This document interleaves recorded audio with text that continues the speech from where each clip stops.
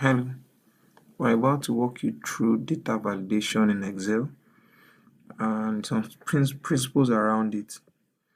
Now, where's data validation located? Data validation under the data ribbon,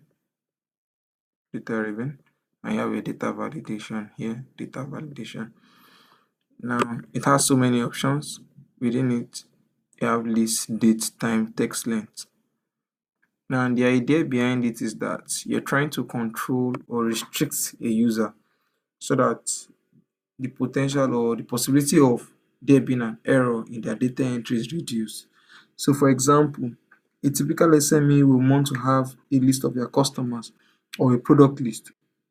Their product list is consistent, right? It doesn't really change per se, except they want to have new products, but the names are always the same. So, you don't want to remember you're entering new names. So, let's say, for example, I'm under product, right?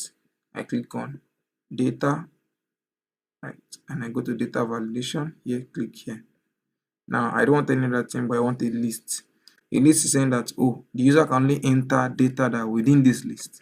So I go to my source, I select it, and expand the range in case of tomorrow there are new products, and I click OK. Now, this gives me the potential of selecting any products I see. Now, let's assume I want to enter a list of customers, right? I go to same customer, data validation, a list. And I come here, I say I want a list, select source, and I select all the potential customers. Okay.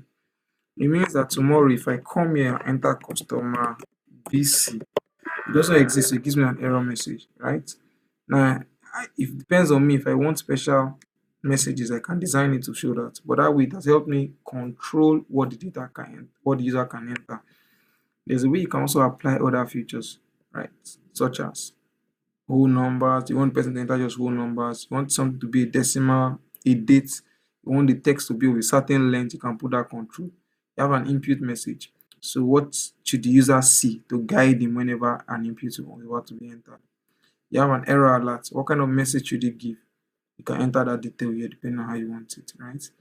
But this helps me control the user one way or the other. So let's just complete this. 00001 must have stood like, let's say 4. Let's see, so that 5,000, and I can now multiply my unit price times quantity, and I can select the person that I bought from. I can come into INV 002, come down here, select AA, what was sold. I can choose shoes, 5, let's say 2,000 each, and enter, right? Go on and on and on like that. So the same principle that also applies.